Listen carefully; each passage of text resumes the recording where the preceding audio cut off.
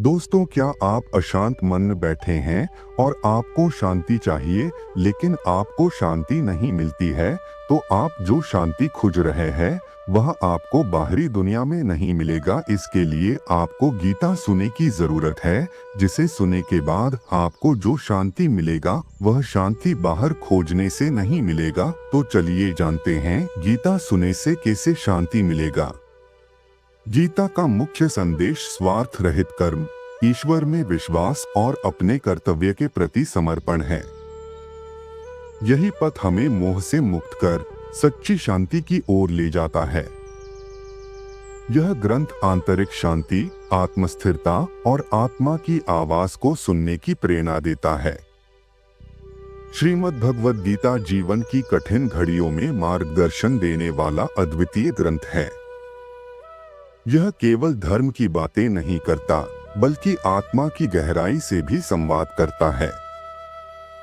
जब जीवन में निराशा, भ्रम और पीड़ा हो, तब गीता सिखाती है कि शांत रहो, कर्म करते रहो और फल की चिंता भगवान पर छोड़ दो। यह हमें आंतरिक स्थिरता, आत्मज्ञान और सच्चे प्रेम का अनुभव कराती है। गीता का मुख्य संदेश स्वार्थ रहित कर्म, ईश्वर में विश्वास और अपने कर्तव्य के प्रति समर्पण है। यही पथ हमें मोह से मुक्त कर सच्ची शांति की ओर ले जाता है। यह ग्रंथ आंतरिक शांति, आत्मस्थिरता और आत्मा की आवाज को सुनने की प्रेरणा देता है।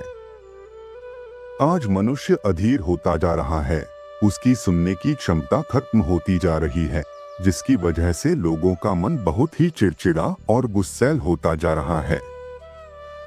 ऐसे में अगर आप भी ऐसी ही परिस्थितियों से गुजर रहे हैं और गुस्से पर काबू पाना चाहते हैं, तो गीता के इन उपदेशों की मदद से आप अपने गुस्से पर काबू पा सकते हैं।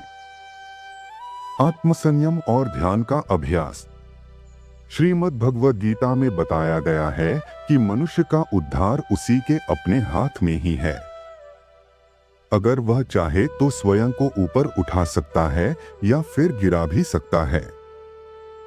उसका मन ही उसका सबसे बड़ा मित्र है और वही मन उसका शत्रु भी बन सकता है।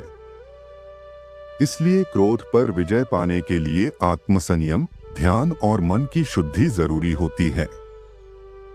जब मन शुद्ध होता है तो विचार शांत होते हैं और निर्णय सही दिशा में लिए जाते हैं। तभी जीवन में सच्चा संतुलन और शांति संभव होती है।